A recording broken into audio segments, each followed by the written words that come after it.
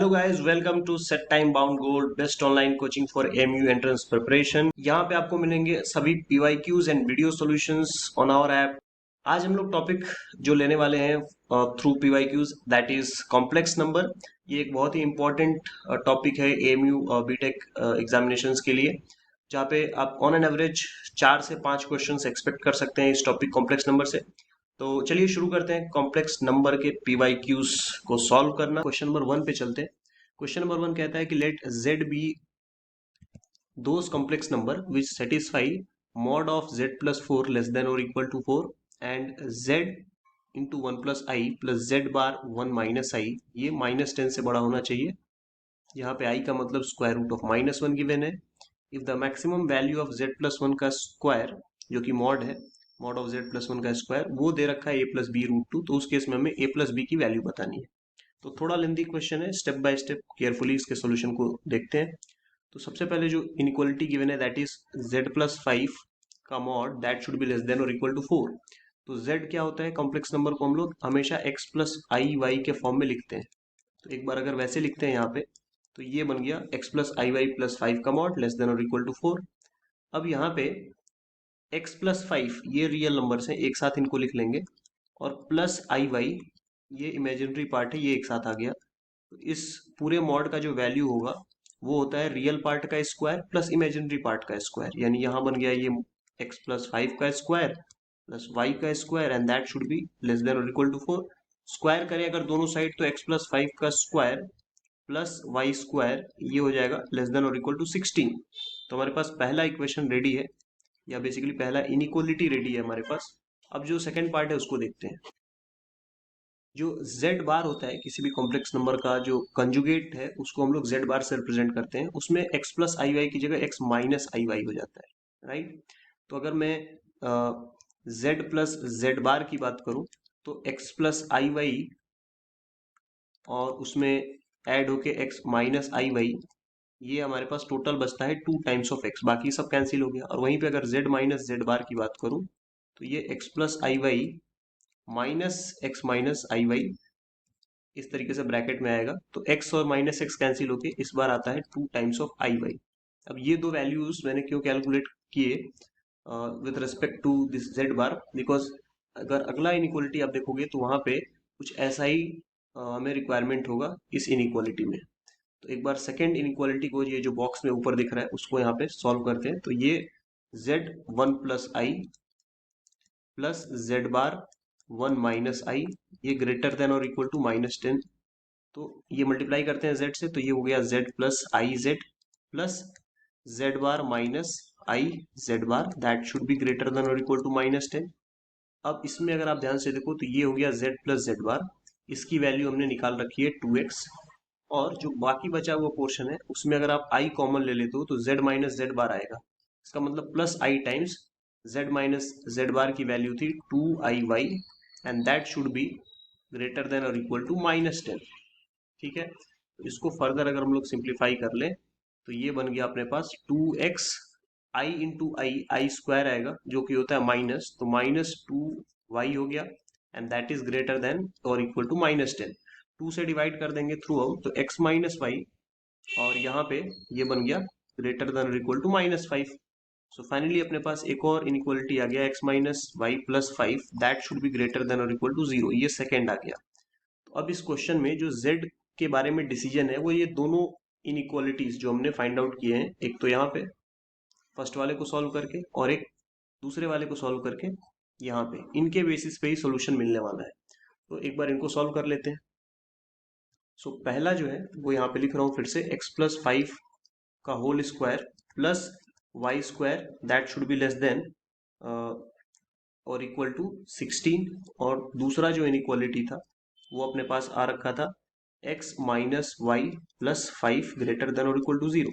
इन दोनों को सॉल्व करना पड़ेगा, और सॉल्व करने के लिए अगर आप ध्यान से देखो तो सेकेंड वाले केस में जो वैल्यू है दैट इज, अगर मैं इक्वल टू लेके चलूँ स्टार्टिंग में just to draw the diagrams, तो x plus y is equal to y लिख सकता हूँ इस वाले से, करेक्ट और नॉट।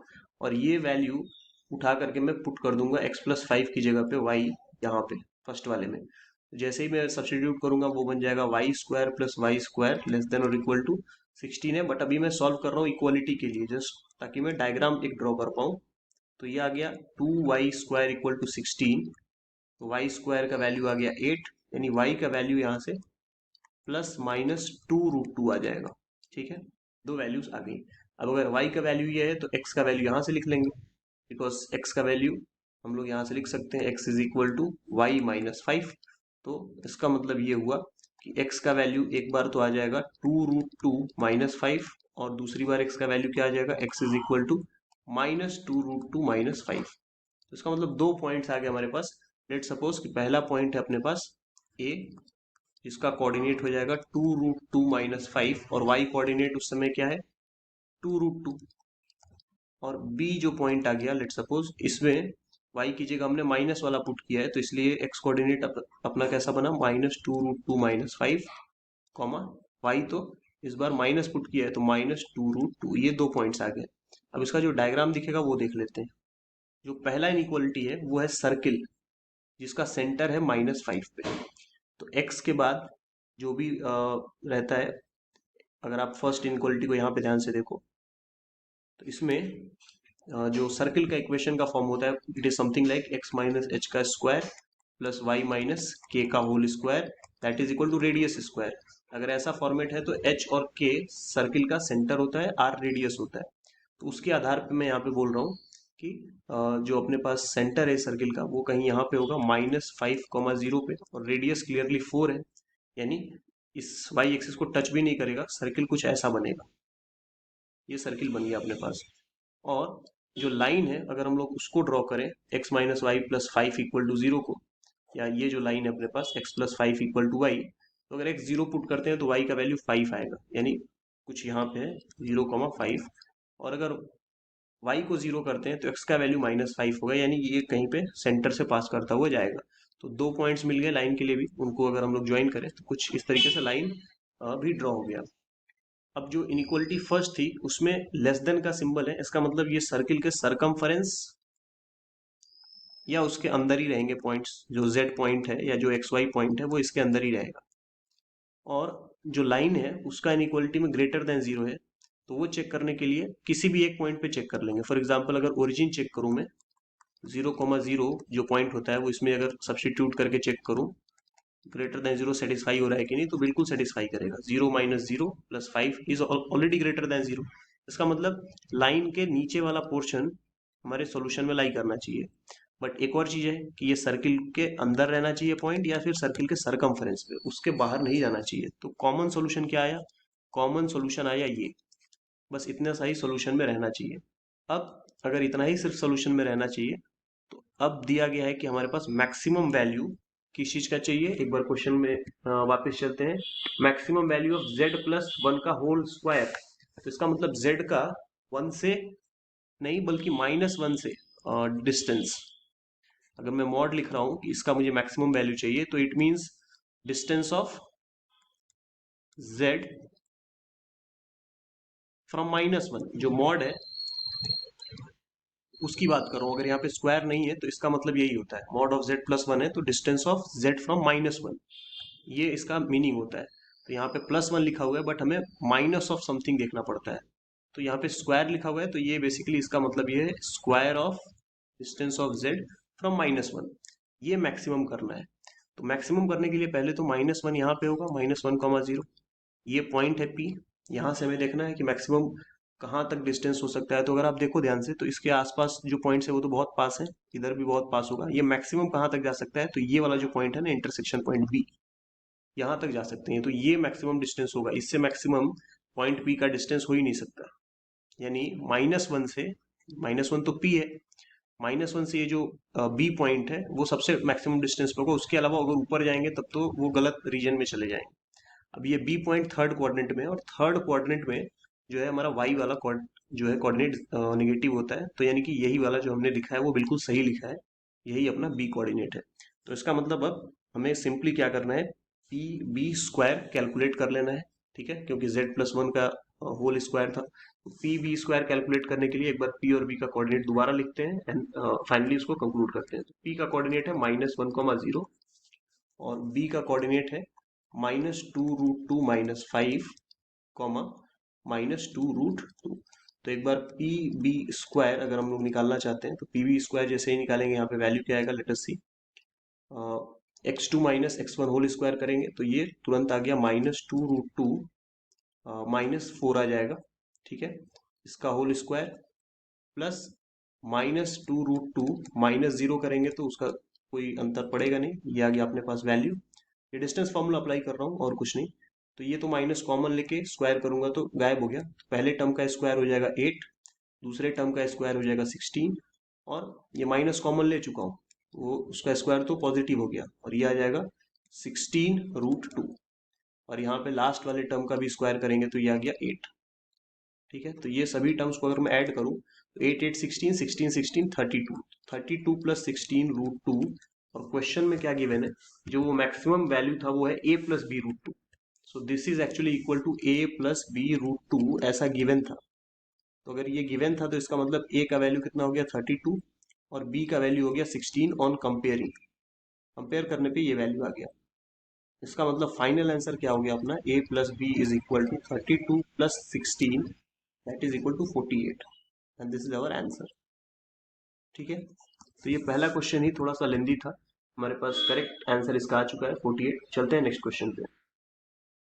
अगला क्वेश्चन जिसमें कि यहाँ पे गिवन है कि if w is equal to z by z minus i by two and modulus of w is 1, then z lies on. चार ऑप्शंस गिवन है। तो यहाँ पे सबसे पहले हम लोग एक बार जो क्वेश्चन में गिवन कंडीशन है उसको यहाँ पे लिखते हैं कि w, या इसी को लोग ओमेगा भी बोलते हैं, so that is z by z minus i by to है। इसको जरा रीअरेंज करके अगर लिखें तो एलसीएम लेके इस 2 को ऊपर भेजेंगे तो ये बन जाएगा 2z बाई 2z माइनस आई। अगर हम लोग मॉड ले लें दोनों साइड, मॉड क्यों ले रहा हूँ, because modulus of w question में गिवन है तो इसीलिए दोनों साइड में मॉड ले रहा हूँ। तो ये हो जाएगा मॉड ऑफ 2z, और इधर नीचे भी हो जाएगा मॉड ऑफ 2z माइनस आई। अब ये मॉड ऑफ w तो 1 दिया हुआ है तो इसका मतलब ये क्रॉस मल्टीप्लाई करके हम लोग ये एक साथ लिख सकते हैं मॉड ऑफ 2z माइनस आई, और इधर 2 तो एक नंबर है बाहर आ जाएगा, सिंपली मॉड ऑफ z बचेगा। अब z का जो मीनिंग होता है, it is a complex number, we always represent x plus I y. तो अगर यहाँ पे इसमें सब्सटीट्यूट करें तो ये बन जाएगा 2x plus I y minus i का मॉडुलस, और इधर हो जाएगा 2 times of mod of x plus I y, correct. तो अब अगर हम लोग यहाँ पे नेक्स्ट प्रोसीड करें तो यहाँ पे ये बन गया 2 टाइम्स ऑफ x, सिर्फ यही रियल पार्ट बचेगा, और प्लस आई अगर कॉमन ले लूँ तो आई कॉमन लेते ही 2y माइनस 1 ये बचेगा इमेजिनरी वाला पार्ट, इसका मॉड हमें लेना है, and that is actually equal to 2 times of x plus I y का मॉड। अब मॉडुलस में हम लोग हमेशा रियल पार्ट और इमेजिनरी पार्ट का स्क्वायर करके ऐड करते हैं और वो रखते हैं स्क्वायर रूट के अंदर में। तो ये 2x का स्क्वायर हो जाएगा 4x स्क्वायर, प्लस ये हो जाएगा 2y माइनस 1 का होल स्क्वायर, और इधर हो जाएगा 2 स्क्वायर रूट ऑफ x स्क्वायर प्लस y स्क्वायर। दोनों साइड स्क्वायर करेंगे तो ये रूट हट जाएगा और ये बन जाएगा 4x square plus 2y minus 1 का स्क्वायर, और इधर हो जाएगा 4x square plus Y square. अब जरा ब्रैकेट को ओपन करेंगे तो ये हो गया 4x square plus 4y square, और यहाँ बचेगा minus 4y plus 1, that is equal to 4x square plus 4y square. तो यहाँ से 4x स्क्वायर और 4x स्क्वायर कैंसिल हो गया, 4y स्क्वायर कैंसिल हो गया। ओवरऑल क्या बचा अपने पास, overall we got 4y is equal to 1, और ये एक लाइन का इक्वेशन आ गया बिकॉज यहाँ से y is equal to basically 1/4। Option number B. Next question की तरफ बढ़ते हैं, क्वेश्चन नंबर 3। इसमें ये बोल रहा है कि if 1 minus 2i is a root of z square plus alpha z plus beta equal to 0, जहाँ पे अल्फा और बीटा रियल नंबर्स हैं, देन अल्फा माइनस बीटा का वैल्यू पूछा जा रहा है। तो बहुत सिंपल सा क्वेश्चन है, जब भी हमारे पास कोई ऐसा रूट होता है जिसमें 1 minus 2i 1 minus I basically आ जाए अगर, तो वो उसका कंजुगेट पार्ट भी रूट होता है। तो यानी कि अगर 1 माइनस 2i रूट है तो इसका जो कंजुगेट होगा 1 प्लस 2i वो भी एक रूट होगा। एक रूट दिया था, एक हमने ऑटोमेटिकली लिख लिया, 1 plus 2i is also a root. और अगर दोनों रूट्स हमारे पास आ गए तो सम ऑफ रूट्स लिख सकते हैं हम लोग। सम ऑफ रूट्स का वैल्यू क्या हो जाएगा, that will be 1 minus two I, एक तो दिया था, और प्लस एक हमने खुद से लिख लिया 1 प्लस टू आई, तो ओवरऑल ये आ गया 2।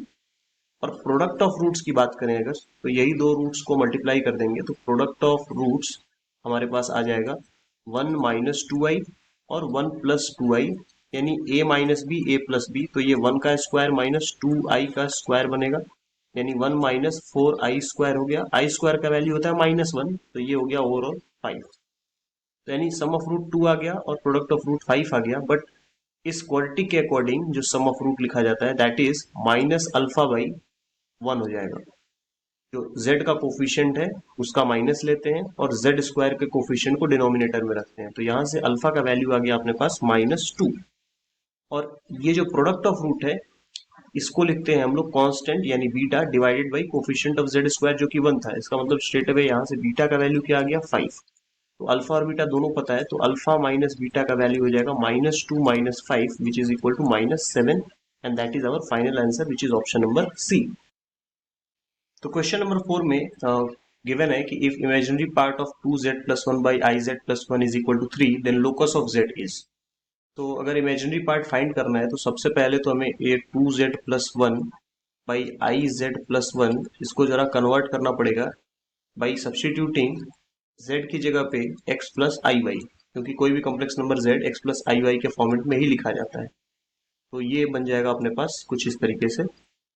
और एक बार ऐसे हमने लिख लिया तो इसमें रियल और इमेजिनरी पार्ट को जरा एक एक साइड लिख लें, तो ये बन जाएगा 2x प्लस 1 ऊपर एक साइड और plus 2 times of i y वो एक साइड में लिख लिया, एंड दैट डिवाइडेड बाई नीचे भी ये i इंटू आई स्क्वायर यानी -1 होता है, तो 1 माइनस वाई एक साथ लिख लिया और plus I times of x इसको एक साथ लिख लिया। और इस पूरे टर्म में हम लोग क्या मल्टीप्लाई कर देंगे कंजुगेट ऑफ डिनोमिनेटर, जिससे डिनोमिनेटर में तो रियल पार्ट बन जाए कम से कम। तो 1 minus Y plus i x denominator में था, तो हम लोग माइनस बीच में लेकर के ऊपर और नीचे मल्टीप्लाई कर लेंगे, ठीक है। तो ये ऊपर मल्टीप्लाई किया और नीचे भी same 1 minus y minus I x इस तरीके से मल्टीप्लाई कर दिया।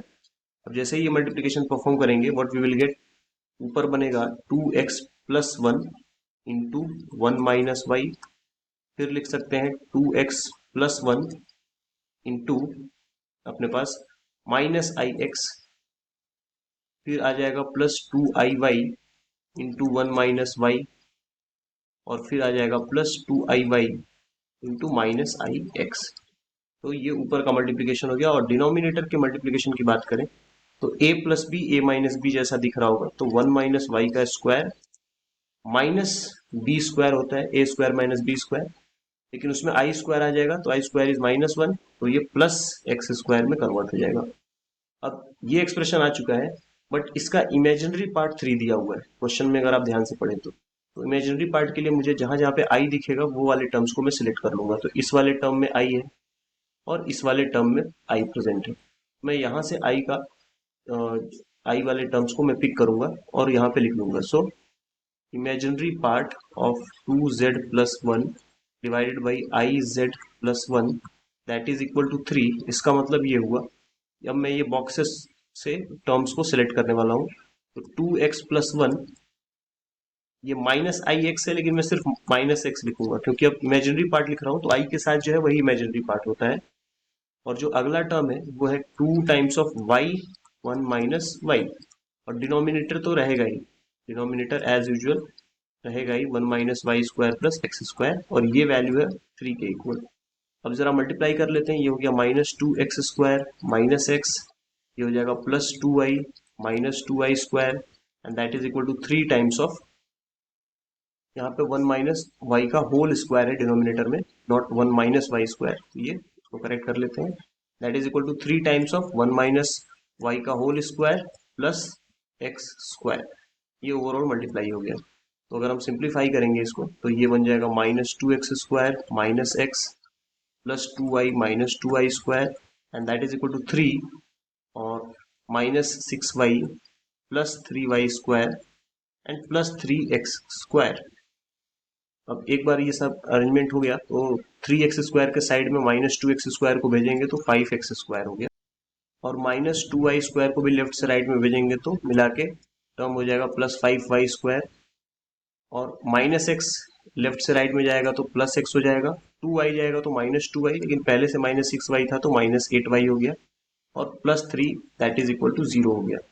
सो क्लियरली अगर आप इस इक्वेशन को देखें तो एक्स स्क्वायर और वाई स्क्वायर का कोफिशिएंट सेम है, ठीक है, और कोई भी एक्स वाई का टर्म नहीं है। इसका मतलब ये सर्कल का इक्वेशन रिप्रेजेंट कर रहा है, and it is a clearly locus of Z is clearly a circle. तो नेक्स्ट क्वेश्चन की तरफ चलते हैं। क्वेश्चन नंबर 5 में क्वेश्चन कह रहा है कि let A B C be 3 points represented by complex number z1 z2 z3 in a complex plane, तो एंगल ए बी सी की वैल्यू क्या हो जाएगी। चार ऑप्शंस यहाँ पे गिवन है, तो इसको थोड़ा सा डायग्रामेटिकली समझते हैं। वैसे तो ये है डायरेक्ट फॉर्मूला, बट एक बार थोड़ा सा क्लियर कट इसको समझ लेते हैं कि एक्चुअल में ये कैसे हम लोग करेक्ट ऑप्शन तक पहुंच सकते हैं अगर फॉर्मूला नहीं भी याद है। तो लेट सपोज ये है अपना point A, and then we have another point जहाँ पे ये बी पॉइंट है, कोई एक दूसरा पॉइंट हम ले लेते हैं, लेट सपोज सी है, ठीक है। सो इस पर्टिकुलर केस में वी हैव एंगल, तो यहाँ पे ए की जगह पे बी ले लेते हैं और यहाँ पे ए ले लेते हैं, ठीक है, ताकि ये एंगल ए बी सी हम लोग अच्छे से विजुलाइज कर पाए कि ये वाला एंगल हमें फाइंड करना है।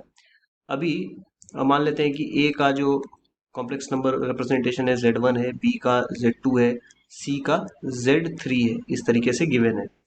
सो बेसिकली ये वाला एंगल हमें फाइंड करना है, और अगर हम लोग इसको इस तरीके से विजुलाइज करें कि ये जो बी सी लाइन है, ये लाइन हमारा एंगल बना रहा है अल्फा, और अगर ये एंगल हम लोग बात करें कि बीटा बना रहा है, तो ओवरऑल ये वाला एंगल हो जाता है alpha minus beta.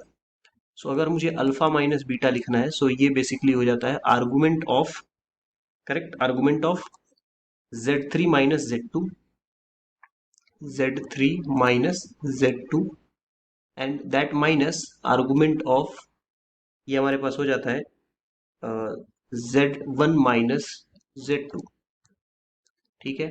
So overall हम लोग इसको लिख सकते हैं argument of z3 minus z2 divided by z1 minus z2, और ये हो जाएगा अपना option number A. Question number 6 में ये बोला जा रहा है कि if z is a complex number of unit modulus and argument as theta, then argument of 1 plus z by 1 plus z bar is equal to. तो हमें पता है कि z कॉम्प्लेक्स नंबर जो है वो x प्लस आई वाई से हम लोग रिप्रेजेंट करते हैं, और यूनिट मॉडुलस दे रखा है, यानी मॉड ऑफ z1 दे रखा है। मॉड ऑफ z बेसिकली होता है square root of x square plus Y square, और यहाँ पे हम देख सकते हैं कि z बार का भी नोटेशन यूज किया गया है। तो z बार बेसिकली कंजुगेट होता है x प्लस आई वाई का, conjugate x minus i Y हो जाता है। तो अगर हम z इंटू जेड बार करें तो हमें मिल जाएगा x square plus Y square, जो कि होता है मॉड z का स्क्वायर। तो बेसिकली ये वैल्यू तो 1 ही आएगा।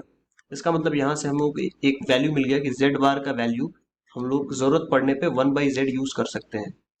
और आर्गुमेंट ऑफ z दे रखा है थीटा, ये पहले ही मेंशन्ड है that z is a complex number of unit modulus and argument theta. इसका मतलब argument of z is theta. और अब अगर हम इसको सॉल्व करने जाएं तो argument of 1 plus Z divided by ये बन जाएगा 1 plus 1 upon Z, which will be argument of, ये z एलसीएम लेके ऊपर चला जाएगा 1 प्लस जेड, और नीचे हो जाएगा z प्लस 1। तो basically 1 plus Z and z plus 1 they will get cancel, ये ऑटोमेटिकली उतना ही आ गया आर्गुमेंट ऑफ z, और आर्गुमेंट ऑफ z पहले से ही थीटा गिवन था, तो करेक्ट ऑप्शन हो जाएगा सी। Let fx is equal to ax cube plus bx square plus cx plus 1 have extrema at x equal to alpha beta such that alpha beta is less than 0 and f of alpha into f of beta is also less than 0. Then equation fx equal to 0 has, यहाँ पे चार options given है। तो यहाँ पे अलग अलग cases हम कंसिडर करते हैं। पहला केस, जो भी फंक्शन है यहाँ पे उसका एक्सट्रीमा मतलब मैक्सिमा या मिनिमा जो वैल्यू ले रहा है कर्व या फंक्शन, उसके बारे में बात की जा रही है। तो फर्स्ट हम लोग इस तरीके से एक सिचुएशन लेते हैं। यहाँ पे अगर हम ध्यान से देखें तो ये मैक्सिमा यहाँ पे हो रहा है, तो ये अल्फा हो गया, और ये मिनिमा कुछ इधर हो रहा है, तो ये अपना बीटा हो गया, राइट और नॉट। तो इस कंडीशन में अगर हम बात करें तो अल्फा इंटू बीटा ये लेस देन 0 होगा। क्यों होगा? क्योंकि अल्फा हम देख सकते हैं कि अल्फा इज निगेटिव, अल्फा क्या है? निगेटिव है, और बीटा क्या है? बीटा पॉजिटिव है, तो उनका प्रोडक्ट क्या होगा? Less than 0। अच्छा, अगर इसकी बात करें कि एफ ऑफ अल्फा और एफ ऑफ बीटा क्या होगा, तो वो भी देख सकते हैं कि एफ ऑफ अल्फा यहाँ पे पॉजिटिव है और F of beta negative value है, तो ये लेस देन 0 दोनों आ गया। तो फर्स्ट ऑप्शन तो यहीं पे चला गया, बिकॉज एलिमिनेट हो जाएगा, बिकॉज हम देख सकते हैं कि alpha beta less than zero है और F of alpha F of beta भी लेस देन जीरो है, जैसा कि क्वेश्चन में गिवन है।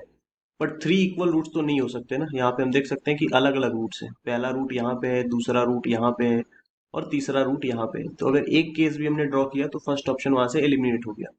दूसरा एक और केस कंसिडर करते हैं कि यहाँ पे कुछ ऐसा भी तो सिचुएशन हो सकता है, ये कर्व स्टार्ट से कर्व ऊपर गया मैक्सिमा, और ये कुछ इस तरीके से आकर के इधर इंटरसेक्ट करता हुआ ऐसे गया, ठीक है, समथिंग लाइक दिस। इस पर्टिकुलर केस में अगर हम बात करें मैक्सिमा वाले पॉइंट की, तो ये अल्फा हो गया और यहाँ पे जो मिनिमा हुआ ये बीटा हो गया। तो इस बार अल्फा पॉजिटिव, इस बार अल्फा बेसिकली अभी भी निगेटिव है और बीटा क्या है, वो पॉजिटिव है। तो एज यूजुअल अल्फा बीटा जो चाहिए था हमें निगेटिव, वो निगेटिव है। बट अगर बात करें एफ ऑफ अल्फा और एफ ऑफ बीटा की, तो अभी भी एफ ऑफ अल्फा पॉजिटिव है और एफ ऑफ बीटा निगेटिव है, तो ये जो प्रोडक्ट आएगा वो लेस देन जीरो ही आएगा। तो इस केस में अगर हम ध्यान से देखें तो सी ऑप्शन में देखें, one positive root if f of alpha is less than zero. तो अच्छा, लेस देन जीरो का तो केस अभी एफ ऑफ अल्फा है नहीं, एफ ऑफ अल्फा तो पॉजिटिव है, तो अभी हम इसके बारे में बात नहीं कर सकते।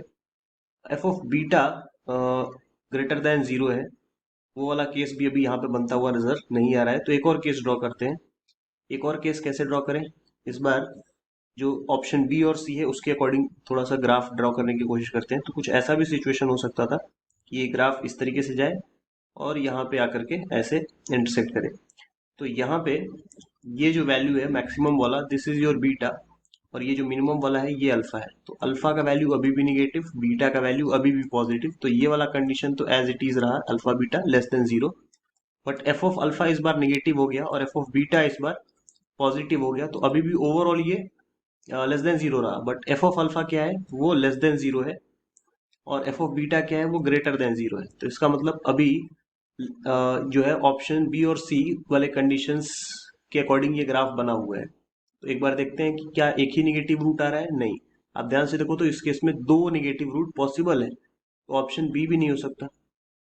और फिर वो बोल रहा है कि वन पॉजिटिव रूट, तो अभी तो वन पॉजिटिव रूट दिख रहा है, बट हर बार जरूरी नहीं है। जैसे कि एक और केस में अगर मैं ड्रॉ करके दिखाऊं कि इस बार अगर यहां से चल के ग्राफ कुछ इस तरीके से जाए, ठीक है, तो इस केस में ये रहा बीटा, ये रहा लोएस्ट पॉइंट पे अल्फा। तो again alpha is negative, beta is positive, तो अल्फा इंटू बीटा क्या होगा, लेस देन जीरो। और एफ ऑफ अल्फा क्या है अपना, लेस देन जीरो है।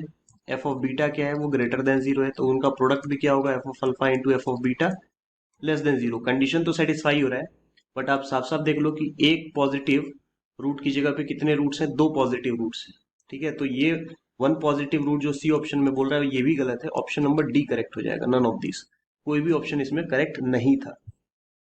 चलते हैं अगले क्वेश्चन की तरफ। क्वेश्चन नंबर 8, इसमें फाइंड करना है amplitude of the given complex number. तो यहाँ पे z is equal to one plus sine alpha, ये रियल पार्ट गिवन है, और जो i के साथ कंपोनेंट रहता है that is your imaginary part. तो एम्पलीट्यूड ऑफ z जब हम फाइंड करते हैं तो basically it is equal to tan inverse of, यहाँ पे जो इमेजिनरी पार्ट होता है वो यानी minus cos alpha divided by one plus sine alpha, ये हो गया रियल पार्ट। सो ये वैल्यू हमें फाइंड आउट करना है। तो अभी इसको सॉल्व करने के लिए हम क्या कर सकते हैं, माइनस जो कॉस अल्फा है उसको थोड़ा सा चेंज करके फॉर्मूला अप्लाई करेंगे, cos two theta formula. Cos two theta formula क्या होता है, cos two theta can be written as cos square theta minus sine square theta. तो ये फॉर्मूला मैं यहाँ पे यूटिलाइज करके क्या करूंगा, इसको ब्रेक कर लूंगा। So this will be cos square alpha by two minus sine square alpha by to, और डिनोमिनेटर में वन की जगह पे लिख लूंगा cos square alpha by two plus sine square alpha by to, और साइन अल्फा लिखा है वहां पे उसको ब्रेक कर लूंगा फॉर्मूले से, two sine alpha by two cos alpha by two. Correct, इतना लिखने से चीजें थोड़ी सी सिंप्लीफाई होंगी। टैन इनवर्स ऑफ, ऊपर माइनस है एज इट इज रहने देंगे, और यहाँ पे cos alpha by two minus sine alpha by two लिख सकते हैं, एंड ये हो जाएगा cos alpha by two plus sine alpha by two. Correct, और डिनोमिनेटर में क्या बन जाएगा, डिनोमिनेटर में ये बन गया cos alpha by two plus sine alpha by to, इसका स्क्वायर। तो एक cos alpha by two plus sine alpha by to तो कैंसिल हो जाएगा। सो क्या बचेगा हमारे पास, tan inverse of minus of cos alpha by two minus ये जो है उसको अगर मैं अंदर भेजूँ तो वो एक साथ ही एडजस्ट कर लेते हैं, ये बन गया sign alpha by two minus cos alpha by to. और एक तो यहाँ पे कॉस वाला टर्म जो cos alpha by two plus sine alpha by to denominator में वो कैंसिल हो चुका होगा, बचेगा cos alpha by two plus sine alpha by to. अभी मैं साइन अल्फा बाई टू जो ऊपर है और कॉस अल्फा बाई टू है इसमें डिवाइड कर देता हूँ इसको कॉस अल्फा बाई टू से, डिनोमिनेटर और न्यूमिनेटर दोनों में। तो ये बन जाएगा tan alpha by two minus one that divided by one plus tan alpha by to. अब ये जो वन है इसको हम लोग लिख सकते हैं एज पाई बाई फोर। तो ये बन गया tan alpha by two minus tan pi by four and that divided by one plus tan alpha by two into यहीं पे tan पाई बाई फोर जानबूझ के लिख रहा हूँ सच दैट कि ये फॉर्मूला बन जाए tan inverse of tan of alpha by two minus pi by four का। तो ये tan इनवर्स और tan कैंसिल आउट हो गए, so pi by two minus pi by four is remaining and this is our amplitude of this question. So I hope ये clear हो गया होगा। सो करेक्ट ऑप्शन कौन सा है, ऑप्शन नंबर सी। चलते हैं नेक्स्ट क्वेश्चन की तरफ। नाइन्थ क्वेश्चन है the points z1 equal to x plus I y and z2 equal to one by minus x plus I y in the complex plane lie on. तो यहाँ पे z2 को लेकर के हम लोग आगे बढ़ते हैं। z2 is minus x plus I y. अगर हम इसमें इसके कॉन्जुगेट से मल्टीप्लाई कर दें, यानी कि यहाँ पे अगर हम लोग मल्टीप्लीकेशन लेट सपोज कर लेते हैं x प्लस आई वाई और x माइनस आई वाई, तो इससे क्या फ़र्क पड़ेगा वो हमें देखना होगा। और बेसिकली ये मैंने इसलिए x प्लस आई वाई से ऊपर मल्टीप्लाई किया बिकॉज मैं इसको इस तरीके से भी लिख सकता था ज़्यादा बेटर अंडरस्टैंडिंग के लिए। पहले मैं नीचे से माइनस कॉमन ले लेता तो वो बन जाता minus one by x minus i y. तो ये जो नीचे x माइनस वाई है ना, इसी को देख के मैं ये ऐसे जज कर पा रहा हूँ कि मुझे x प्लस आई वाई से ऊपर नीचे मल्टीप्लाई कर लेना चाहिए ताकि नीचे जो है वो फॉर्मूला अप्लाई हो जाए a minus b a plus b का। तो this becomes minus x plus I y, this is in bracket, और डिनोमिनेटर में ये बन जाएगा x square minus i square y square होगा, लेकिन आई स्क्वायर की जगह पे माइनस वन आएगा तो वो प्लस हो जाएगा x square plus Y square. So this is Z2। तो अगर हम ध्यान से देखें तो Z2 इज इक्वल टू ये हो गया minus of Z1 and what is x square plus Y square, it is nothing but Z1 के मॉड का स्क्वायर। बिकॉज अगर Z1 यहाँ पे ऊपर लिखा हुआ है अगर क्वेश्चन में, तो उसका जो मॉड होता है that is just square of real part plus square of imaginary part. इसका मतलब ये x square plus Y square Z1 के मॉड का स्क्वायर ही होगा। तो ये बेसिकली अगर हम ध्यान से देखें तो एक straight line passing through origin पे ही लाई कर रहा है, बिकॉज स्ट्रेट लाइन जो ओरिजिन से पास करता है उसका equation y equal to mx होता है। तो अगर हम ध्यान से देखें तो ये y की जगह पे एक तरीके से Z2 है, x की जगह पे Z1 है, और ये जो m वैल्यू है वहाँ पे minus one by mod of Z1 का स्क्वायर है। तो इस कंपैरिजन से हमें पता चल रहा है कि this is option number B. चलते हैं नेक्स्ट क्वेश्चन की तरफ। क्वेश्चन नंबर 10 में ये बोला जा रहा है that the value of summation of n equal to 1 to 13 i to the power n plus i to the power n plus one. यहाँ पे i का यहाँ पे सिंबल गिवन है, तो i स्क्वायर का वैल्यू क्या हो जाएगा माइनस वन, आई क्यूब का वैल्यू क्या हो जाएगा इट इज माइनस आई, और आई टू द पावर फोर का वैल्यू क्या हो जाएगा वन, क्योंकि आई स्क्वायर का भी स्क्वायर करेंगे तो वन आ जाएगा। So if I say that I plus I square plus I cube plus I to the power 4, इसका वैल्यू अगर क्या होगा, so definitely you can observe ये जो I है उसको as it is रहने देते हैं, ये हो गया अपना माइनस वन, ये I क्यूब है यहाँ पे माइनस आई आ गया, और I to the power 4 वो अपना वन हो गया। So overall this value is turning out to be zero. तो इसका यूज हम कहीं पे कर सकते हैं कि अगर I से लेके I to the power 4 तक सम करें तो वो जीरो आ जाता है। अब जो क्वेश्चन में समेशन गिवन है n is equal to 1 to 13 i to the power n plus i to the power n plus one, इसमें से हम क्या करते हैं i to the power n को कॉमन ले लेंगे, ठीक है। So this is summation n is equal to 1 to 13 जो हम कर रहे हैं। इसमें से i to the power n अगर मैं कॉमन लूंगा तो बचेगा 1 प्लस आई। अब 1 प्लस आई वाले टर्म को तो मैं बाहर निकाल सकता हूँ क्योंकि उसमें तो n का वैल्यू यूज करना नहीं है, तो बचेगा n equal to 1 to 13 i to the power n।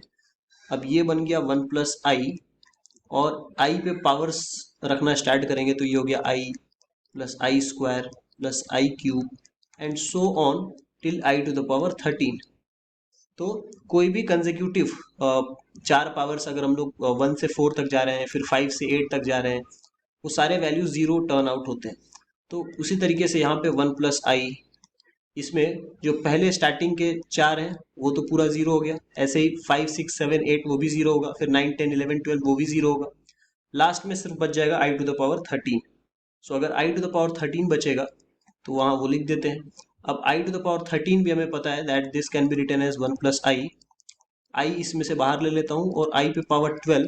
I to the power 12 is basically, इसको हम लोग ऐसे समझ सकते हैं कि ये आई टू द पावर 4 का क्यूब है, और आई टू द पावर 4 तो 1 होता है। इसका मतलब ये जो वैल्यू है ये तो 1 हो गया। तो इसका मतलब फाइनल आंसर क्या हो गया, सिर्फ यहाँ आई बचा, वो अंदर जाके मल्टीप्लाई होगा, तो 1 से मल्टीप्लाई होगा तो i plus i square, basically ये बन गया i minus 1। So correct option होगा डी। बढ़ते हैं आगे नेक्स्ट क्वेश्चन की तरफ। 1 plus I by 1 minus i का स्क्वायर।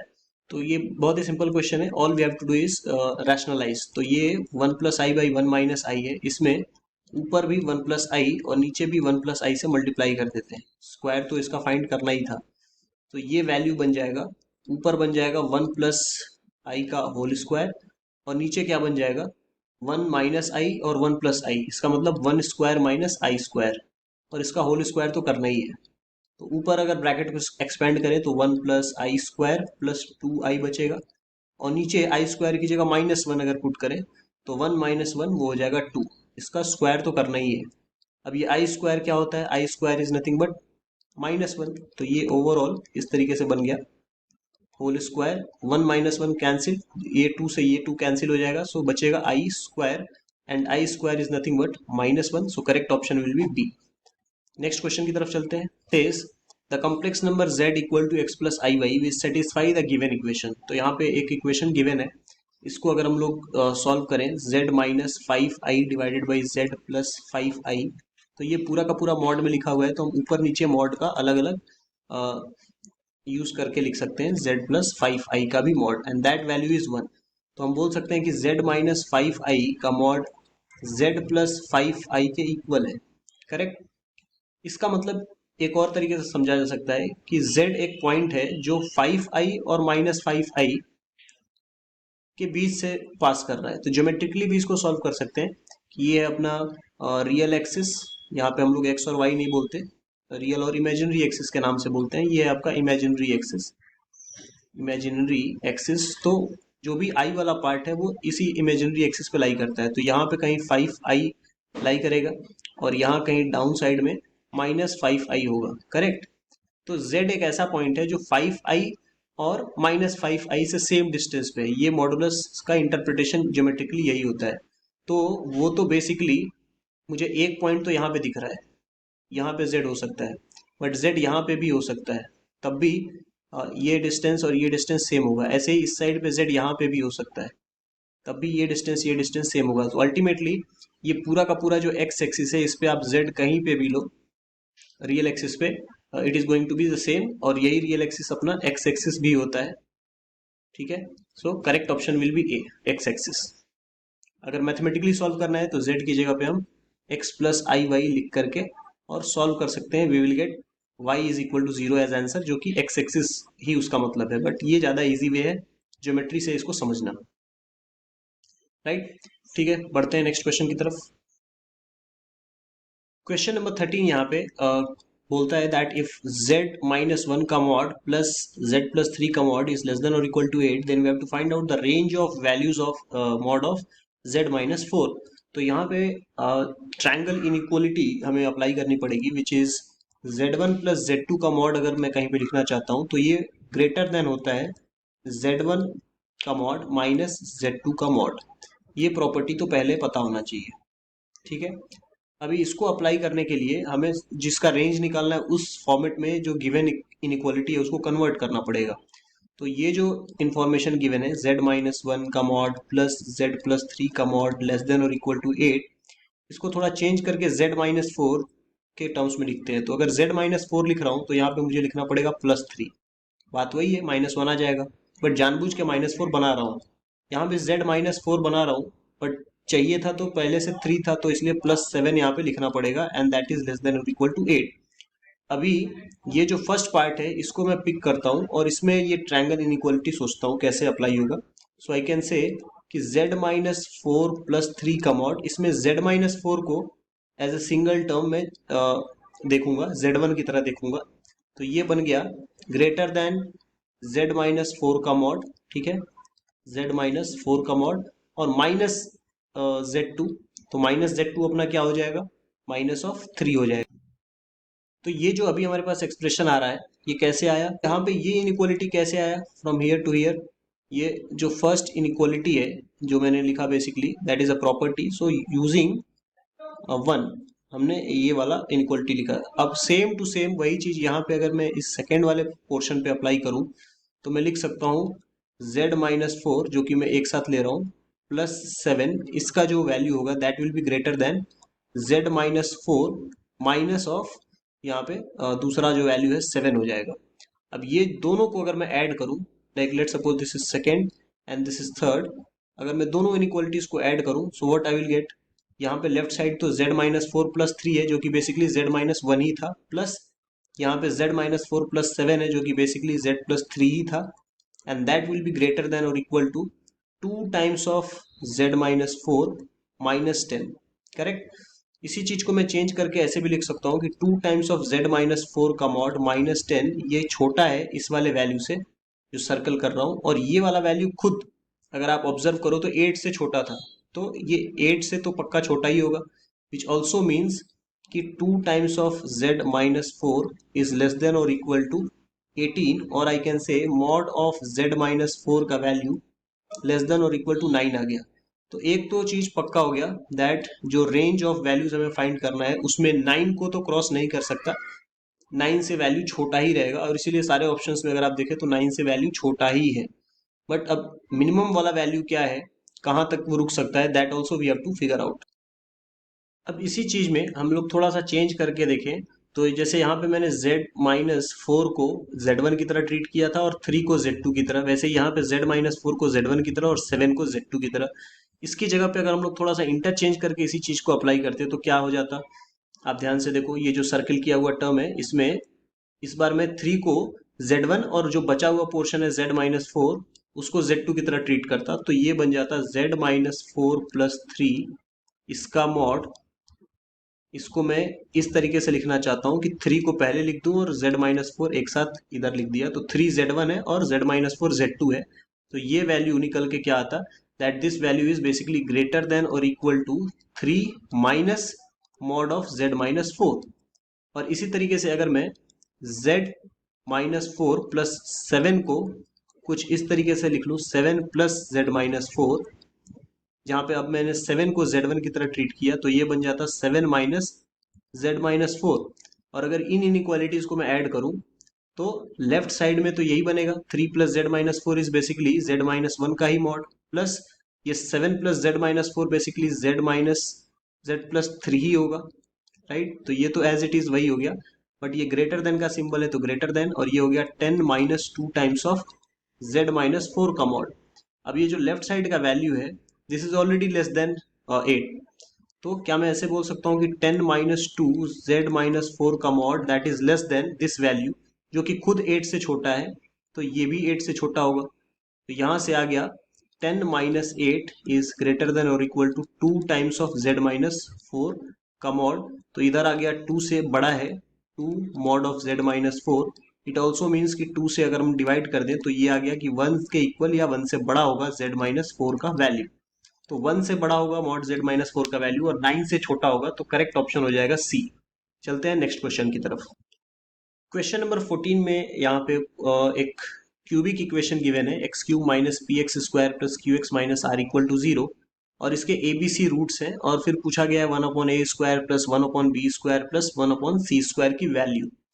तो क्यूबिक इक्वेशन में हमें पता है कि अगर सम ऑफ ऑल रूट्स हम लोग लिखना चाहें तो a + b + c is equal to होता है negative of coefficient of x², यानी निगेटिव ऑफ -p हो जाएगा p, divided by coefficient of x³, वो तो 1 है तो डिवाइड भी करेंगे तो उतना ही आएगा, तो ये आ गया p।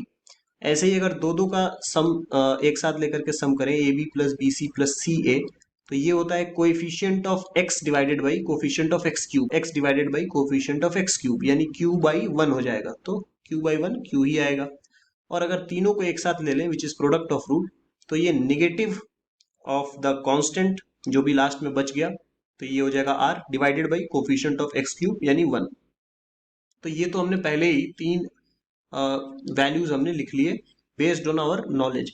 अभी जो वैल्यू फाइंड करना है उस पर ध्यान देते हैं कि 1/a² plus 1/b² plus 1/c²। अगर इसको हम लोग लिखना चाहें तो ये क्या बन जाएगा, b² c² plus a² c² LCM लेने पे plus a² b² divided by ये नीचे बन जाएगा abc का होल स्क्वायर। करेक्ट। अब इसमें एबीसी का होल स्क्वायर से एक चीज तो पता चल गया होगा कि डिनोमिनेटर में आर स्क्वायर आएगा, राइट और नॉट, क्योंकि आर का वैल्यू ही एबीसी है। तो ऑप्शन नंबर सी और ऑप्शन नंबर डी तो हो ही नहीं सकता, ये तो कैंसिल हो गया। अब बच गए ए और बी ऑप्शन। तो अगर ए और बी में से एलिमिनेट करना है तो हम इसको क्या लिख सकते हैं, A B plus B C plus C A, इसका होल स्क्वायर। टर्म्स न्यूमरेटर में दिख रहे हैं वो सारे आ जाएंगे, लेकिन कुछ एक्स्ट्रा टर्म्स भी आएंगे, उनको सब्ट्रैक्ट करने के लिए हम -2 यहाँ पे लिख सकते हैं ab² प्लस यहाँ पे लिख सकते हैं abc² प्लस यहाँ लिख सकते हैं a²bc। इस टाइप से अगर कर लें तो ये जो ब्रैकेट का स्क्वायर है ओपन करने पे जो एक्स्ट्रा टर्म्स आएंगे वो कैंसिल आउट हो जाएंगे, और जो पहले न्यूमरेटर था, यानी ये इसकी बात कर रहा हूँ जो सर्किल किया मैंने अभी, वो बच जाएगा सिर्फ, and that divided by a B c का होल स्क्वायर। अब इससे पता चल गया कि ये A B plus B C plus C A का होल स्क्वायर है, जो कि क्या था, क्यू था अपने इक्वेशन नंबर 2 में, तो ये हो गया क्यू स्क्वायर। और बाकी अगर आप नहीं भी समझ पा रहे हो तो भी आपका आइडिया लग गया कि ऑप्शन नंबर बी करेक्ट होगा, क्योंकि वहीं पे क्यू स्क्वायर पहले लिखा हुआ है। हालांकि यहाँ पे आप देखो तो -2 टाइम्स ऑफ, ध्यान से देखो तो -2 के बाद ये जो टर्म है स्क्वायर ब्रैकेट में, ये तब आएगा जब आप इक्वेशन 1 और 3 को मल्टीप्लाई करोगे, ठीक है। ये a प्लस बी प्लस सी में ए बी सी से मल्टीप्लाई करोगे आप, तो ये जो स्क्वायर ब्रैकेट है वो मिल जाएगा, यानी किसका किसका मल्टीप्लिकेशन हो रहा है, 1 और 3 का, तो p और r यहाँ पे आ जाएगा। So this is q square minus 2pr by r square, जो कि ऑप्शन नंबर बी था। सो क्वेश्चन नंबर 15 यहाँ पे गिवन है, if -3 plus i x square y and x square plus y plus 4i be conjugate complex numbers then x, y is. तो concept बड़ा simple सा है कि अगर कोई a plus i b complex number है इस टाइप का, तो उसका जो z बार होता है या कंजुगेट कॉम्प्लेक्स होता है वो होता है a माइनस आई बी। उसी तरीके से अगर सोचा जाए तो अगर मैं इसको एज्यूम करूं कि ये हमारा z है, तो ये है -3 plus i x square Y, तो इसका जो z बार होगा वो तो होगा -3, और बीच का प्लस माइनस में कन्वर्ट हो जाएगा -i² बट क्वेश्चन में क्या गिवन है कि ये z बार कुछ और नहीं x² plus y plus 4i है। इससे क्या पता चलता है कि ये जो i के साथ टर्म है वो यहाँ वाले i के साथ जो टर्म है उसको कंपैरिजन हम कर सकते हैं। So this was actually given to us, ये गिवन था इसलिए मैं कंपेयर कर रहा हूँ। So on comparing what we can say, हम कंपेयर करने पे क्या बता सकते हैं कि जो x² प्लस वाई का वैल्यू है उसकी जगह पे तो यहाँ पे -3 लिखा हुआ है, ठीक है। ये पूरा का पूरा टर्म मिला के -3 होना चाहिए, और जो i के साथ टर्म है वो यहाँ पे लेफ्ट साइड में है -x²y और राइट साइड में है 4, तो ये टर्म हो गया -x²y and that is equal to 4। तो अगर यहाँ से हम लोग चाहें तो y का जो वैल्यू है या x² का जो वैल्यू है, x² को हम लोग क्या रख सकते हैं, -4/y। अगर ये वैल्यू उठा करके इस इक्वेशन 1 में रख दें तो क्या मिल जाएगा हमें, -4/y plus y that is equal to -3, ठीक है। तो यहाँ से y² -4 is equal to -3y आ जाएगा, या y² प्लस 3y माइनस 4 आ जाएगा, दैट इज इक्वल टू 0। तो यहाँ से बोल सकते हैं कि y² plus 4y minus y minus 4 equal to 0। तो इसको हम लोग लिख सकते हैं y प्लस 4, y कॉमन लेने पे और माइनस और कॉमन ले लेंगे तो ये भी y प्लस 4 इक्वल टू 0। तो बेसिकली आ गया y -1 and y plus 4 equal to 0। तो यहाँ से y का दो वैल्यू आएगा, एक आएगा 1, दूसरा आएगा -4। अब कौन सा वैल्यू एक्सेप्ट करें वो कैसे पता चलेगा, अगर मैं यहाँ पे y का वैल्यू 1 रखता हूँ तो x² निगेटिव हो जाएगा, इसलिए ये वैल्यू तो एक्सेप्टेबल नहीं है, इसलिए y का करेक्ट वैल्यू कौन सा होगा, -4। तो एक ही ऑप्शन में है, दैट इज ऑप्शन नंबर ए, तो ये करेक्ट हो जाएगा। y इक्वल टू -4 रखेंगे तो उस पर्टिकुलर केस में y इक्वल टू -4 पे x का वैल्यू क्या आ जाएगा, -4 बाई -4 1। तो ये आंसर हो गया ऑप्शन नंबर ए। नेक्स्ट क्वेश्चन की तरफ बढ़ते हैं। क्वेश्चन नंबर 16 में एक कॉम्प्लेक्स नंबर z है। यहाँ पे हमें गिवन है कि x और y इंटीजर्स हैं, तो हमें एरिया ऑफ रेक्टेंगल बताना है जिस रेक्टेंगल का जो वर्टिसेस है वो इस इक्वेशन का रूट होगा। तो पहले रूट्स फाइंड करते हैं, तभी पता चलेगा कि क्या क्या वर्टेक्स पॉइंट्स हैं, उसके कोऑर्डिनेट्स हैं रेक्टेंगल के। तो z का वैल्यू अगर x प्लस आई वाई गिवन है तो z बार क्या हो जाता है, it is x minus i y, हमें पता ही है। तो जो गिवन इक्वेशन है z bar z cube plus z bar cube equal to 350, इसमें से हम लोग क्या करेंगे, z बार को कॉमन ले लेंगे। तो यहाँ बचेगा z square plus z bar का square that is equal to 350। अब z और z बार की जगह वैल्यू रख देते हैं, तो ये है x प्लस आई वाई और z बार है x minus i Y. z का स्क्वायर करेंगे तो यहाँ पे ऑलरेडी ऊपर z लिखा हुआ है, उसका स्क्वायर करके डायरेक्ट यहाँ लिख रहा हूँ x स्क्वायर प्लस 2ixy, ठीक है, और फिर आ जाएगा plus i square y square, और नेक्स्ट z बार का स्क्वायर करूंगा तो वो आएगा x स्क्वायर माइनस 2ixy, और फिर से आ जाएगा plus i square y square that is 350। तो अगर हम लोग ऑब्जर्व करें तो ये दोनों मल्टीप्लाई करके आ गया x square minus i square y square आएगा, लेकिन आई स्क्वायर -1 होता है तो ये आ गया x square plus Y square, और यहाँ पे ये टर्म्स कैंसिल हो गए, एक्स स्क्वायर मिला के 2x स्क्वायर हो गया, और आई स्क्वायर का वैल्यू होता है -1 तो ये आ गया -2y स्क्वायर इक्वल टू 350। ये 2 कॉमन लेकर के 350/2 कर देंगे तो बेसिकली हमारे पास फाइनली क्या आएगा, x square plus Y square is equal to x square minus Y square that is equal to 175, और 175 को मैं लिख सकता हूँ 25 इंटू 7। अब कौन सा 25 और कौन सा 7 होगा, जो ज्यादा बड़ा नंबर है वो ये है x square plus Y square, क्योंकि इसमें दो पॉजिटिव चीजें ऐड हो रही हैं तो वो 25 ले सकते हैं। सो कंपैरिजन करते हुए हम लोग थोड़ा सा स्मार्टली कैलकुलेशन कर सकते हैं कि x square plus Y square की जगह पे 25 ले लिया, x square minus Y square की जगह पे 7 ले लिया। सो अगर हम ऐड करेंगे तो will get 2x square equal to 32, यानी यहाँ पे एक्स स्क्वायर का वैल्यू 16 आ गया, तो x का वैल्यू क्या क्या ले सकते हैं, 4 ले सकते हैं, -4 ले सकते हैं। और अगर x का वैल्यू, एक्स स्क्वायर का वैल्यू 16 रखेंगे तो इस वैल्यू पे जो वाई स्क्वायर का वैल्यू आएगा, लेट सपोज अगर ये इक्वेशन 1 था तो वाई स्क्वायर का वैल्यू वहां पे आ जाएगा 25 माइनस 16 यानी 9। तो y का वैल्यू क्या बोल सकते हैं, वो आ गया 3 या फिर -3। तो हमें वर्टेक्स पता चल गया कि अगर रेक्टेंगल की बात करें तो रेक्टेंगल कुछ ऐसा होगा, 4 वर्टिसेस होते हैं ए बी सी डी।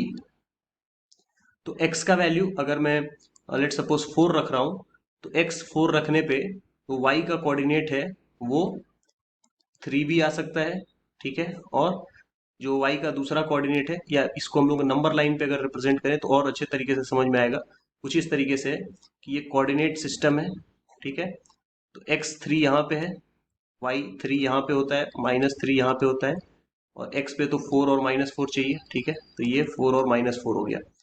तो एक पॉइंट यहाँ पे है 3 कॉमा जो x वैल्यू है वो 4 है या -4 है, यही दो वैल्यूज हैं, तो एक तो पॉइंट यहाँ पे आ जाएगा 4,3, दूसरा 4,-3 भी आ सकता है, फिर एक पॉइंट यहाँ आ जाएगा -4,3 और एक आ जाएगा -4,-3।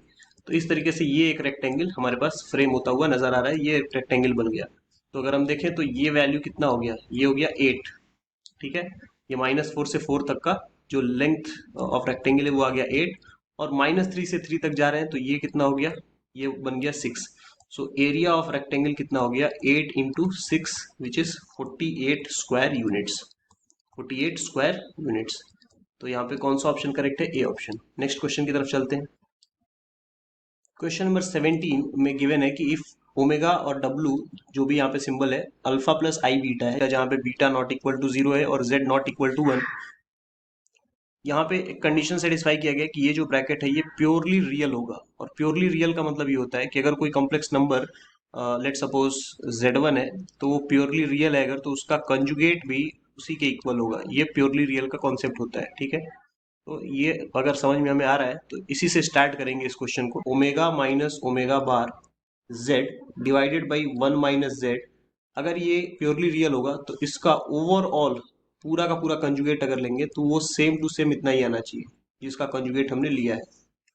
ठीक है, तो अब ये कंजुगेट ऊपर नीचे अप्लाई होगा तो ओमेगा बार हो जाएगा, और ओमेगा बार पहले से था उस पे आएगा तो ओमेगा हो गया, और ये जेड बार हो गया, और नीचे भी अप्लाई होगा तो 1 माइनस जेड बार। इस साइड तो एज इट इज रखेंगे हम लोग चीजों को जैसा था, इधर तो कुछ करना नहीं है। अब क्रॉस मल्टीप्लाई कर देंगे तो ये आ गया omega bar minus omega Z bar, इसमें मल्टीप्लाई होगा 1 minus Z bar I mean Z का, और इधर आ गया omega minus omega bar Z into 1 minus Z bar. तो अब अगर हम मल्टीप्लाई करें तो ये आ गया omega bar minus omega bar Z minus omega Z bar, और ये आ गया minus minus plus omega Z into Z bar, और इस साइड क्या आएगा omega minus omega Z bar minus omega bar Z plus omega bar Z into Z bar. तो अगर हम देखें तो ये terms omega bar Z cancel हो गया, ये ओमेगा जेड बार कैंसिल हो गया। ठीक है, तो बचा क्या, इस साइड पे बचा ओमेगा बार माइनस ओमेगा, इस ओमेगा को हमने उधर ले लिया, और ये जो जेड जेड बार वाला है उसको उधर भेज रहा हूं, तो omega bar Z Z bar minus omega Z Z बार। ये जेड इंटू जेड बार क्या होता है, बेसिकली जेड इंटू जेड बार को हम लोग मॉड ऑफ जेड स्क्वायर बोलते हैं, मॉड ऑफ जेड स्क्वायर। तो यहाँ पे हम इसको क्या कर सकते हैं, ये कैसे लिखा मैंने, z into Z bar is equal to mod z का स्क्वायर, ये प्रॉपर्टी यूज करके। तो mod of z square is equal to क्या हो गया, omega minus omega bar minus omega, क्या था अल्फा प्लस आई बीटा। ठीक है, तो ओमेगा बार क्या हो जाएगा, अल्फा माइनस आई बीटा।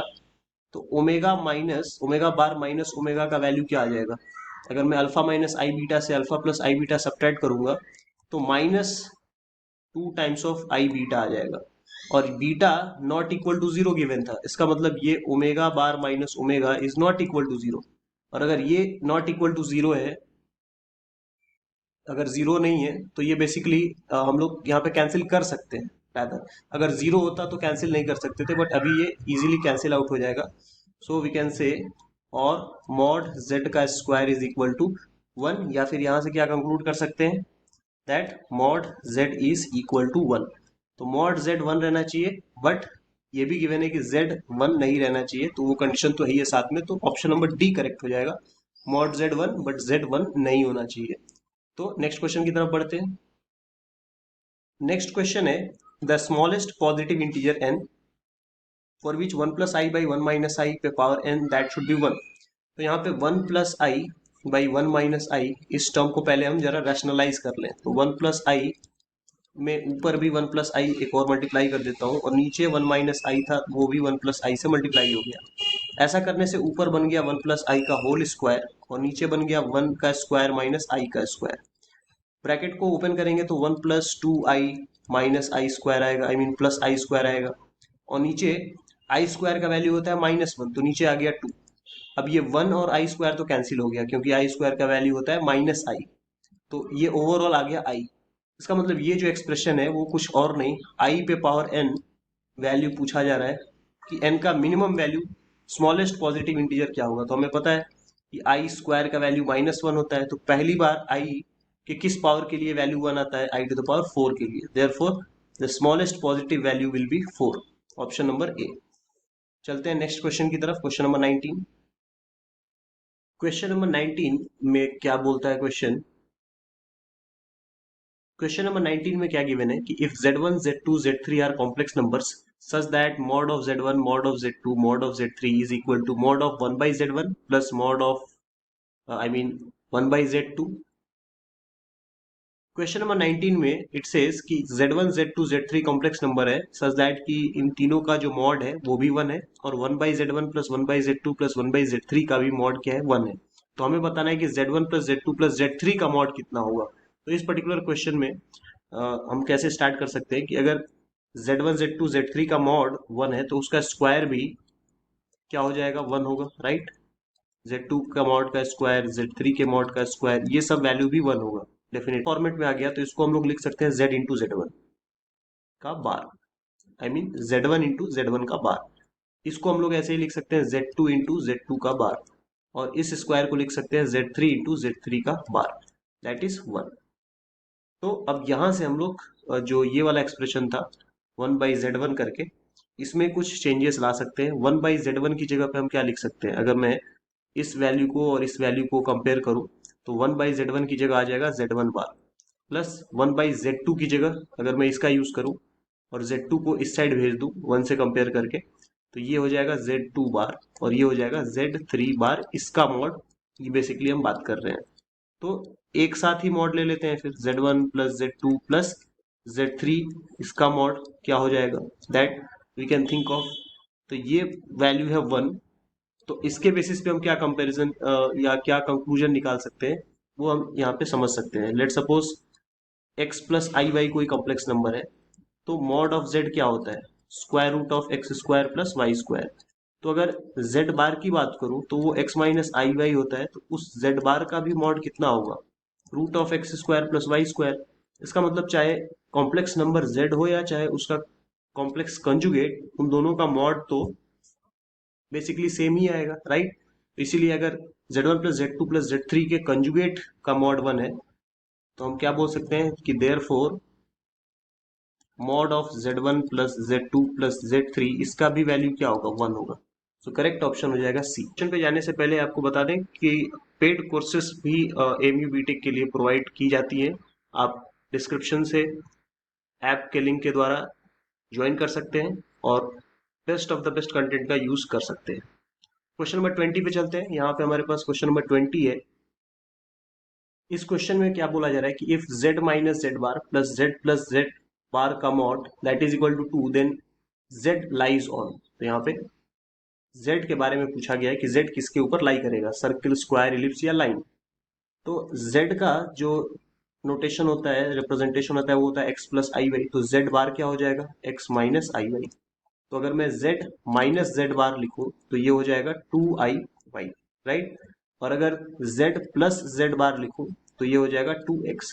तो यहाँ पे जो भी LHS में टर्म गिवन है, ये वाला टर्म, ये बेसिकली क्या हो जाएगा, z माइनस जेड बार का मतलब 2i y का मॉड, प्लस यहाँ पे z प्लस जेड बार का क्या हो जाएगा 2x का mod, and that is equal to 2। तो 2i y का मॉड क्या हो जाएगा, रूट ऑफ 2y का होल स्क्वायर, प्लस 2x का क्या हो जाएगा, ये हो जाएगा रूट ऑफ 2x का whole square, that is equal to 2। So basically ये क्या बन गया, ये बन गया 2x प्लस ये बन गया अपने पास 2y। तो दोनों स्क्वायर रूट को हमने सॉल्व कर लिया, बेसिकली ये वाला 2y और ये वाला 2x, बट बात एक ही है, and that is equal to 2। तो यहाँ से आगे हमारे पास सॉल्व करने पे x plus y is equal to 1, और ये क्या है, स्ट्रेट लाइन है। तो स्ट्रेट लाइन है, मतलब ऑप्शन नंबर डी करेक्ट हो जाएगा, राइट। नेक्स्ट क्वेश्चन की तरफ चलते हैं। Question number 21, pi by 2 to the power r को थीटा की तरह एज्यूम करें तो ये बेसिकली कुछ cos theta plus i sine theta जैसा दिखेगा। और हमें पता है कि इस नोटेशन को हम easily e to the power i theta भी लिख लेते हैं। तो जेड आर बेसिकली हमारे पास, इसको हम अगर एक्सप्रेस करें तो इस तरीके से भी कर सकते थे, right, 2 to the power are.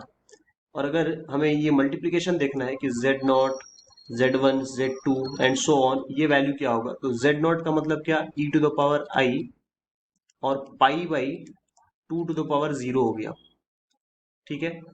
फिर दूसरा वैल्यू अगर हम बात करें z1 का, तो वो हो जाएगा e to the power i pi by 2 हो जाएगा, ठीक है। फिर एक और वैल्यू देखें तो e to the power i pi by 2 का स्क्वायर हो जाएगा, करेक्ट और नॉट, अगर r का वैल्यू 2 रखेंगे, और ये ऐसे चलता चला जाए। I pi by 2 to the power 0 है ये टर्म, तो ये जो ओवरऑल टर्म की बात कर रहा हूँ, ये टर्म क्या हो गया, ये तो हो गया e to the power i pi, और e to the power i पाई का वैल्यू क्या हो जाएगा, cos pi plus i sine pi. तो साइन पाई तो 0 हो जाता है और कॉस पाई होता है -1, तो ये तो वैल्यू साफ साफ पहले से ही पता है -1। बाकी पोर्शन हमें पता है कैसे आगे बढ़ेगा, तो वो हम लोग सॉल्व कर लेते हैं अलग से। ये माइनस साइन यहाँ पे लिख देता हूँ, या इसका वैल्यू लिख देता हूँ एज -1, एंड देन ये टर्म्स क्या हो जाएंगे, ई पे पावर आई, और बाकी सारा कुछ ऐड होगा, पाई बाई 2 प्लस पाई बाई 2 का स्क्वायर प्लस पाई बाई 2 का क्यूब, और ये इन्फिनिटी तक ऐसे चलता चला जाएगा। तो इसका मतलब ये हो गया minus e to the power, अब यहाँ पे पाई बाई 2 कॉमन ले लूँ अगर, तो ये हो गया आई पाई बाई 2, ये बचेगा 1 plus 1/2 plus 1/2 square and so on till infinity. अब e पे power i pi by to का भी वैल्यू यहाँ पे साइड में हम लोग सोच लेते हैं। e पे power i pi by to का वैल्यू होता है cos pi by two plus i sine pi by to. तो ये cos वाला टर्म तो जीरो और sin पाई बाई टू होता है वन, तो ये आ गया i। तो यानी कि ओवरऑल मैं बात करूं तो ये जो टर्म है e पे power i pi by two, ये अभी डायरेक्ट हालांकि सॉल्व करना सही नहीं रहेगा, क्योंकि जब तक ये जो सीरीज है इसको नहीं सॉल्व करते तब तक हमें एग्जैक्ट वैल्यू का आइडिया नहीं लगेगा। तो ये e to the power i pi by two, ये है सम ऑफ इनफाइनाइट सीरीज, जहाँ पे फर्स्ट टर्म है वन।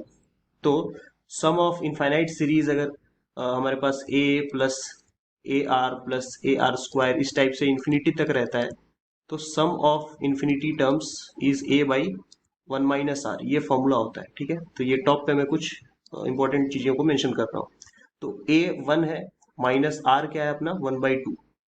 तो ये कुछ इस तरीके से बन गया कि माइनस ई के ऊपर आई पाई बाई टू, ये वन माइनस हाफ हाफ ही होगा, ऊपर चला जाएगा, तो ये टू और टू क्या हो जाएगा कैंसिल, तो ये बन गया minus e to the power i pi.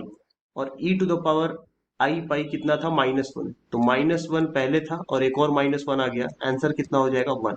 Correct option कौन सा है, ए ऑप्शन। नेक्स्ट क्वेश्चन है क्वेश्चन नंबर 22, जहां पे गिवन है one plus I by one minus i to the power n is real. अब चार ऑप्शंस गिवन है। So one plus I by one minus i to the power n, अगर इसे solve करना है तो पहले अंदर वाले टर्म को हमें रैशनलाइज करना होगा। तो वन प्लस आई ऑलरेडी है ऊपर, मैं एक और बार वन प्लस आई यहाँ पे लिख रहा हूँ और नीचे भी उसी टर्म से मल्टीप्लाई कर रहा हूँ, तो ये बन गया one minus i one plus i. और ओवरऑल पावर एन था उसको एज इट इज रहने देते हैं। तो वन प्लस आई का हो गया whole square, so this is one plus i whole square, और नीचे a minus b a plus b फॉर्मूले से आ गया one square minus i square. लेकिन ये जो आई स्क्वायर है ये क्या होता है माइनस वन, तो माइनस माइनस प्लस वन हो जाएगा और वन प्लस वन मिला के टू हो जाएगा। सो इसका स्क्वायर करना है। सो बेसिकली ये बन गया one plus i square plus two I, right, divided by two. तो ये आई स्क्वायर और वन कट गया, बिकॉज आई स्क्वायर की वैल्यू होती है माइनस वन और ये पावर है n, तो टू से टू कट जाएगा, i to the power n आएगा। तो क्वेश्चन ये है कि i to the power n is real for every real number. तो यहाँ पे हर एक रियल नंबर के लिए ये रियल तो नहीं होगा, तो ऑप्शन ए तो गलत है। For every odd number n वो भी गलत है। फॉर एवरी रैशनल n ये भी गलत है। But last option for every even positive integer ये करेक्ट है, क्योंकि अगर इवन नंबर्स की बात करें तो अगर मैंने n की जगह पे टू रखा, या इवन अगर आप जीरो को भी काउंट करते हो, आई पे पावर जीरो का वैल्यू वन, ये बिल्कुल रियल है। आई स्क्वायर की बात करते हो तो माइनस वन, ये भी रियल है। अगर n का वैल्यू कोई फोर रख दे तो आई टू द पावर फोर, ये वैल्यू वन है, ये भी एक रियल नंबर होता है। तो डेफिनेटली अगर इवन पॉजिटिव इंटीजर कोई रख रहा है तो ये जीरो तो पॉजिटिव इंटीजर में काउंट भी नहीं होता, तो इसको हम लोग नहीं लेंगे। तो ऑप्शन डी में जीरो लेने की जरूरत नहीं है, हम इवन नंबर्स ले रहे हैं, इवन पॉजिटिव इंटीजर्स। तो टू हो गया, फोर हो गया, ऐसे अगर ले रहे हैं वैल्यू तो हमेशा हमें कोई ना कोई रियल नंबर ही मिलेगा। तो करेक्ट ऑप्शन हो जाएगा डी। नेक्स्ट क्वेश्चन पे चलते हैं। क्वेश्चन नंबर 23 में हमें फाइंड करना है, क्वेश्चन नंबर 23 में हमें फाइंड करना है the number of solution of this equation z cube plus Z bar equal to zero. तो अगर हम यहाँ पे z cube is equal to minus Z bar लिख लें, और अगर हम लोग यहाँ, अब अगर दोनों साइड अगर मॉड ले लें तो ये हो जाएगा z क्यूब का mod is equal to minus Z bar का मॉड, और इसको हम लोग लिख सकते हैं मॉड ऑफ z का क्यूब। ये माइनस तो हट जाएगा यहाँ पे मॉड की वजह से, तो ये आ गया मॉड ऑफ z। तो बेसिकली ये क्या हो गया, mod of z cube minus Z bar का mod that is equal to zero. और z बार का मॉड हो या z का मॉड हो, बात एक ही होती है, ये प्रॉपर्टी है। ठीक है, तो इसको हम लोग लिख सकते हैं mod z cube minus mod z equal to zero. तो यहाँ से हमारे पास आ गया mod z common, mod z का square minus one equal to zero. तो या तो मॉड z का वैल्यू जीरो आएगा या फिर mod z is equal to हमारे पास क्या आ जाएगा वन। ठीक है, so mod z square minus one, ये वाला सेकंड वाला ब्रैकेट सॉल्व करके mod z equal to one आ जाएगा। तो अगर mod z equal to zero है तो वहां से तो एक सोल्यूशन आ गया z इक्वल टू जीरो, एक आंसर ये पक्का होगा। ठीक है, अब mod z equal to one का मतलब क्या कि z इंटू जेड बार हम लोग वन लिख सकते हैं। क्यों, क्योंकि अगर मॉड z वन है तो मॉड z का स्क्वायर भी वन होगा, और मॉड z का स्क्वायर का फॉर्मूला ये होता है बेसिकली, या एक्सप्रेशन z इंटू जेड बार करने पे मॉड z स्क्वायर आता है। तो यहाँ से जेड बार का वैल्यू क्या आ जाएगा 1/z। तो गिवन इक्वेशन में जेड क्यूब प्लस 1 जो यहाँ पे जेड बार है उसकी जगह पे जेड बार की जगह पे क्या रख सकते हैं, ऊपर वाला expression 1/z that is equal to 0। Basically ये कन्वर्ट हो गया z to the power 4 plus 1/z equal to 0। और यहाँ से हम लोग लिख सकते हैं z to the power 4 plus 1 equal to 0। ये पावर 4 है तो इसके 4 रूट्स होंगे, 4 roots from fundamental theorem of algebra. तो ये 4 रूट्स यहाँ पे आ गए और एक ये भी रूट है। तो टोटल रूट कितने हो गए, 5। Option number C is the right answer. Next question 24 पे चलते हैं। क्वेश्चन नंबर 24 में reflection of line a bar Z plus a z bar equal to 0 in real axis पूछा गया है। तो पहले यहाँ पे हम एज्यूम कर लेते हैं कि लेट सपोज हमारे पास ए जो है वो एक कॉम्प्लेक्स नंबर है अल्फा प्लस आई बीटा, ठीक है, और जेड मान लेते हैं कि ये है एक्स प्लस आई वाई एज यूजुअल, जैसा हम एज्यूम करते हैं हमेशा। तो इस केस में जो गिवन हमारे पास इक्वेशन है a bar Z plus a z bar equal to 0, ये क्या बन जाएगा, ए बार का मतलब है अल्फा माइनस आई बीटा और z है अपना x प्लस आई वाई, ठीक है, प्लस a क्या है अगेन अल्फा प्लस आई बीटा और z बार क्या हो जाएगा x minus i y and that is equal to 0, right. अब इसमें हम लोग अगर सॉल्व करें तो क्या आना चाहिए वो एक बार देख लेते हैं। तो अल्फा इंटू एक्स हमारे पास हो जाएगा alpha x, alpha into i y वो हो जाएगा i times of alpha y, फिर minus i times of beta x, फिर माइनस आई स्क्वायर यानी प्लस हो जाएगा beta y. Same second bracket को भी सॉल्व कर लेते हैं, alpha x minus i alpha y, फिर ऐसे ही प्लस आई बीटा एक्स और माइनस आई स्क्वायर यानी प्लस हो जाएगा आई, अपने पास आई तो हट चुका है because i into i square वही तो माइनस को प्लस किया और beta into y and that must be equal to 0।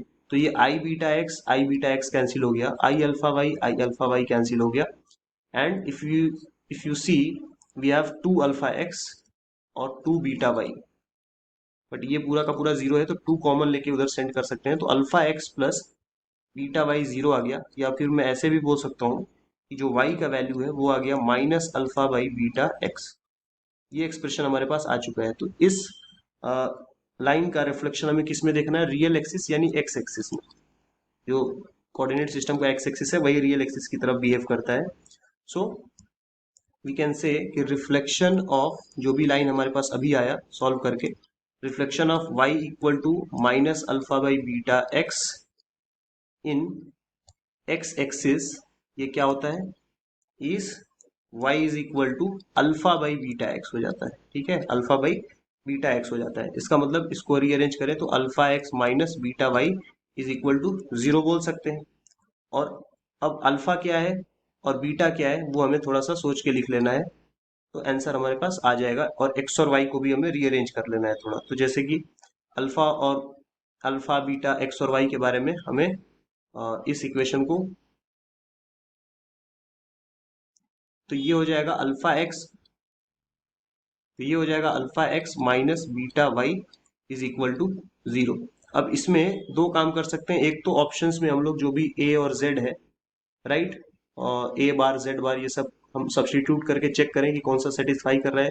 दूसरा एक तरीका ये हो सकता है कि हम लोग यहाँ पे अल्फा और बीटा लिखने की कोशिश करें। जैसे ए का वैल्यू अगर ये है तो मैं यहाँ पे बोल सकता हूँ कि ए बार का वैल्यू क्या है, अल्फा माइनस आई बीटा, और जेड बार का वैल्यू क्या है, एक्स माइनस आई बाई।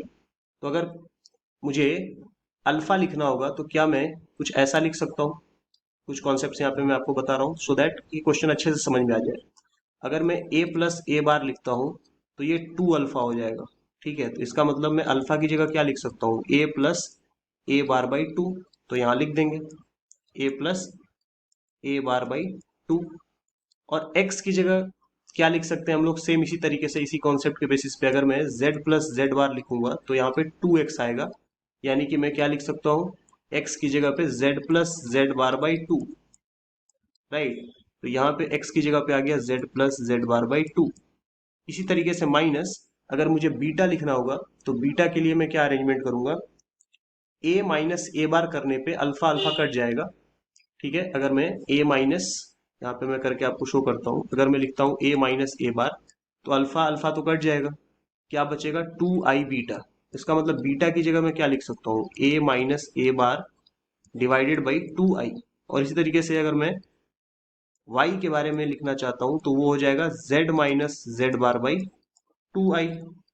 ठीक है, तो ये दोनों वैल्यूज यहाँ पे रख दूंगा, a minus a bar by 2i, और यहाँ पे लिख दूंगा z minus Z bar by 2i, and that is equal to 0। अब यहाँ पे अगर हम लोग देखें तो न्यूमरेटर में हर जगह पे 2 है, वो तो गायब भी हो जाएगा। यहाँ पे i और i मिला के आई स्क्वायर होगा, जो कि इस माइनस को प्लस कर देगा।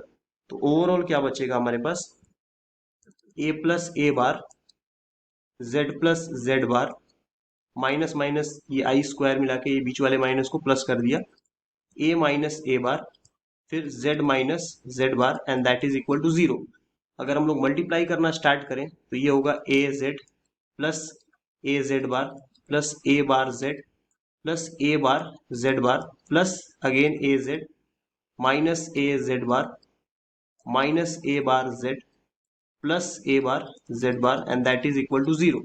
तो अगर ये सब कुछ हम लोग देखें तो कुछ कैंसिल हो रहा है, minus a z bar cancel हो रहा है प्लस ए जेड बार से, minus a bar Z plus a bar Z से कैंसिल हो रहा है, और ये 2 बार ए बार जेड बार आ रहा है और 2 बार ए जेड आ रहा है, तो वो 2 कॉमन लेके इक्वल टू 0 में सेंड कर देंगे हम लोग। तो ओवरऑल क्या आ जाएगा, a z plus a bar z bar that is equal to 0। तो ये हो गया रिफ्लेक्शन। तो करेक्ट आंसर जो होगा इस क्वेश्चन का वो हो जाएगा बी ऑप्शन। नेक्स्ट क्वेश्चन की तरफ चलते हैं, क्वेश्चन नंबर 25।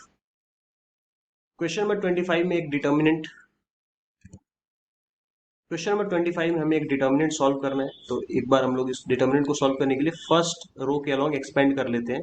तो यहाँ पे 2 आएगा, फिर एक छोटा सा डिटर्मिनेंट आएगा 0 -1 प्लस आई, फिर -1 माइनस आई और 4। नेक्स्ट आ जाएगा -3 प्लस आयोटा आई, और एक और छोटा सा डिटर्मिनेंट आएगा जब हम सेकंड कॉलम को डिलीट करेंगे, तो ये आ जाएगा 3 माइनस आई -3 -1 प्लस आई, यहाँ आ गया फिर से 4, और लास्ट में आ जाएगा -3। थर्ड कॉलम को डिलीट करेंगे तो 3 माइनस आई 0 -3 -1 माइनस आई। अब इसी को बस सिंप्लीफाई करना है, ये आ गया 2, यहाँ आ जाएगा 0 इंटू 4, वो तो 0 आ गया। और यहाँ पे अगर हम ध्यान से देखें तो माइनस एक तो फॉर्मूले का आएगा, दूसरा -1 माइनस आई इंटू -1 प्लस आई, ऐसे लिखना पड़ेगा, बहुत केयरफुली सॉल्व करना पड़ता है। ये आ गया -3 प्लस आयोटा, और इधर ब्रैकेट में क्या आएगा, this into this, so I can say 4 into 3 minus I, minus तो फॉर्मूले का, और बाकी ये दोनों नंबर्स मल्टीप्लाई होंगे, -1 प्लस आई और -3। तो ये मैं बेसिकली लिख सकता हूँ माइनस माइनस +3 -1 प्लस आई, और फाइनली ये आ गया -3 दिस माइनस दिस, तो ये तो 0 हो जाएगा, लेकिन मल्टीप्लाई होगा 3 माइनस आई और -1 माइनस आई, -0 हो गया। अब इसको सिंप्लीफाई करना थोड़ा सा कठिन टास्क तो नहीं है, बट आराम आराम से करना पड़ेगा। ये अपने पास माइनस अंदर जाएगा तो आ गया 1 प्लस आई, और यहाँ पे जो सेकंड ब्रैकेट है वो बेसिकली है आई -1। फिर ऐसे ही आगे चलते हैं, ये 3 प्लस आई है, यहाँ पे ये वाला टर्म हो जाएगा 12 -4i, ये हो जाएगा -3 प्लस 3i। ऐसे ही यहाँ -3, ये 3 माइनस आई है और ये -1 माइनस आई है, उसमें से एक माइनस बाहर ले लूंगा तो +3 हो जाएगा, और ये बन जाएगा 3 माइनस आई आई प्लस 1। अब यहाँ पे ये बन गया 2, ये a plus b a minus b जैसा है, तो आई स्क्वायर -1 हो जाएगा। यहाँ बन जाएगा 3 प्लस आई, और इसको सिंप्लीफाई करें तो 12 माइनस 3 9 है, 9 माइनस आई हो जाएगा, और लास्ट में 3 टाइम्स ऑफ, इसको अगर कैलकुलेट करें तो 3i plus 3 minus i square minus I, ये वैल्यू आएगा। तो ये अब बन गया 2i square -2 -27 minus minus +3i -9i, और माइनस आई स्क्वायर, लेकिन एक माइनस पहले भी है तो प्लस हो जाएगा अपने पास बेसिकली यहाँ पे -9i तो आ चुका है, एंड देन ये i से मल्टीप्लाई होगा तो -9i हो गया, और फाइनली i इंटू आई होगा तो -i स्क्वायर, और एक यहाँ पे माइनस पहले से है तो प्लस आई स्क्वायर हो जाएगा, लेकिन प्लस आई स्क्वायर का मतलब -1। फाइनली यहाँ पे आ जाएगा 9i प्लस 9 -3i², लेकिन वो हो जाएगा +3 क्योंकि i² का वैल्यू ही -1 होता है। और ये लास्ट में आ गया -3i। -3i + 3i cancel, 9i - 9i cancel, ठीक है। ये 2i² मतलब ये -2 हो गया ये वाला वैल्यू, और -2 यहाँ पे भी है, और -27 है, तो यही वैल्यूज मिला के कितना हो गया, -31 हो गया, ठीक है। -2 पहला वाला भी हो जाएगा, और ये -2 -4 हो गया, और -27 मिला के -32 31। एक -1 यहाँ है, तो एक और -1 आ गया, करेक्ट। और 9 और 3 मिला के 12 हो गया, तो -1 + 12 हो गया, तो -32 + 12 मिला के आ गया -20, क्योंकि ऑप्शन में ही नहीं है, तो करेक्ट ऑप्शन हो जाएगा none of d please. Question number 26 में हमें बताना है number of solution of system of equation real of z² = 0, जहाँ पे mod z 2 है। तो z is equal to as usual x + i y हम लोग नोटेशन यूज करते हैं। और रियल z² का मतलब क्या हुआ कि रियल पार्ट ऑफ z² का मतलब क्या, z² का मतलब ये है कि x + i y का स्क्वायर करेंगे तो आएगा x² + 2i xy, ठीक है। और +i² y² ये आ जाएगा। इसको अगर हम लोग थोड़ा रीअरेंज करें तो x² - y² हो जाएगा। ये जो i² है वहां -1 हो जाता है, और जो इमेजिनरी पार्ट हो गया वो हो गया 2i xy, ये बनता है z²। तो अगर रियल ऑफ z² की बात करें तो सीधे सीधे दिख रहा है कि वो क्या हो गया, x² - y² हो गया, और ये गिवन है 0। इसका मतलब एक इक्वेशन तो हमारे पास यही बन गया। दूसरा mod z = 2 है, तो mod z का मतलब क्या होता है, √(x² + y²) and that is given as 2। इसका मतलब x² + y² कितना हो गया, दैट इज इक्वल टू 4। ये दूसरा इक्वेशन हो गया। तो अगर हम ऐड करते हैं, ऐड 1 and 2, तो ऐड करने पे क्या मिलेगा हमें, x², 2x² हो जाएगा ऐड करके, -y² + y² कैंसिल हो जाएगा, ये आ गया 4। तो यहाँ से x का वैल्यू क्या आ गया, x² का वैल्यू बेसिकली आएगा 4/2 2। और आई कैन से कि x का वैल्यू क्या आ गया, ±√2। और अगर x का वैल्यू मैं ±√2 रखता हूँ, या बेसिकली अगर मैं x² = ये 2 वैल्यू रखूंगा, तो उस केस में y² का वैल्यू कितना आएगा, y² आ जाएगा 4 - 2 दैट इज ऑल्सो 2। तो y का भी वैल्यू आ गया ±√2।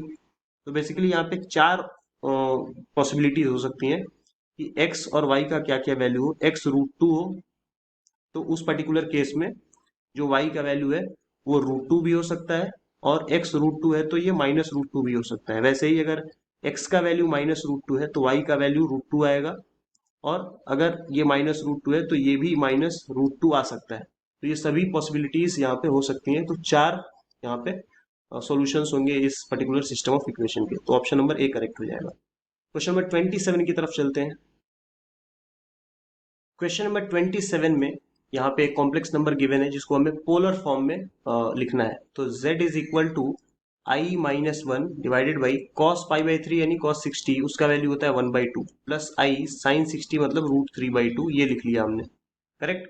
अब इसको अगर हम लोग 2 को एलसीएम लेते हुए ऊपर सेंड कर दें तो वो बन जाएगा 2i - 2, ऊपर वाला न्यूमरेटर मल्टीप्लाई होके, और नीचे बच जाएगा 1 + i√3। और इसमें अगर हम लोग कॉम्प्लेक्स से मल्टीप्लाई करें कंजुगेट से, तो ये हो जाएगा 1 - √3i, और नीचे हो जाएगा 1 - √3i अगेन। तो ये बेसिकली कन्वर्ट हो गया 2i - 2, और इस 1 - √3i इनका मल्टीप्लीकेशन हम लोग कर सकते हैं, और नीचे अगर मल्टीप्लीकेशन करेंगे तो a + b a - b जैसा दिख रहा होगा आपको। तो मल्टीप्लाई करते हैं ऊपर कम से कम, तो ये आ गया 2i, ये बन जाएगा -2√3i² आएगा, लेकिन i² -1 होता है तो ये हो गया प्लस, फिर आ गया -2, और फिर आ गया +2√3i। और डिनोमिनेटर में क्या आ जाएगा, 1 का स्क्वायर -√3 का स्क्वायर तो 3, और साथ में i² तो आएगा, लेकिन i² क्या होता है -1, तो ये माइनस माइनस मिला के प्लस हो जाएगा, और 1 + 3 मिला के ओवरऑल हो जाएगा 4। तो मैं एक साथ यहाँ पे लिख देता हूँ 4। अब यहाँ पे कुछ चीजें अब देखें तो कैंसिल हो सकती हैं। वो है 2 कॉमन लेके हम लोग कट कर सकते हैं, तो ये बचेगा i + √3 -1 + √3i डिवाइडेड बाई 2, ये आ जाएगा। 2 कॉमन लेकर के हमने कट कर लिया। अब √3 - 1 को एक साथ लिख सकता हूँ, और प्लस आयोटा कॉमन लेकर के √3 + 1 एक साथ लिख सकता हूँ, और 2 है तो ये 2 से डिवाइड भी कर लेता हूँ। तो जो z कॉम्प्लेक्स नंबर था वो कुछ इस तरीके से रिड्यूस हो चुका है। अब अगर इसका हम लोग r वैल्यू निकालना चाहें तो ये हमारा रियल पार्ट है और ये वाला पार्ट इमेजिनरी पार्ट है। तो हमें पता है कि जो आर होता है या मॉड जेड होता है वो रियल पार्ट का स्क्वायर प्लस इमेजिनरी पार्ट का स्क्वायर होता है। तो दोनों का अगर स्क्वायर करके ऐड करेंगे तो क्या वैल्यू आएगा वो हम यहाँ से निकाल सकते हैं। तो एक बार कैलकुलेशन करते हैं। तो ये हो गया √3 - 1/2 का स्क्वायर प्लस ये हो गया √3 - 1 / 2 इसका स्क्वायर। तो नीचे तो 2 आएगा ही क्योंकि 2 का स्क्वायर 4 और 4 रूट से बाहर आएगा तो 2। और ऊपर क्या आएगा, ऊपर √3, ये सेकंड वाले में प्लस है तो बाकी सारे टर्म्स तो कैंसिल हो जाएंगे, लेकिन √3 का स्क्वायर 3 और +1 ये यहाँ पे भी आएगा, यहाँ पे भी आएगा, करेक्ट और नॉट। और ऊपर वाला टर्म अभी भी रूट में है, नीचे 2 का स्क्वायर 4 वो तो बाहर आ गया। तो 3 और 3 6, 6 और 1 मिला के 8 आ गया। तो √8 का वैल्यू क्या होता है, 2√2। तो 2√2/2 आ गया। तो बेसिकली आर का वैल्यू आ गया √2। तो हमें आर वैल्यू मिल गया √2, बट 3 ऑप्शन में √2 है तो अभी भी हम फैसला नहीं कर सकते। तो थीटा निकालेंगे। Theta means argument of Z, वो होता है tan inverse of imaginary part by real part. तो इमेजिनरी पार्ट है √3 + 1/2 और रियल पार्ट है √3 - 1/2। तो 2 से 2 कैंसिल हो गया। अब √3 + 1/√3 - 1 ये बेसिकली होता है 75 डिग्री के लिए।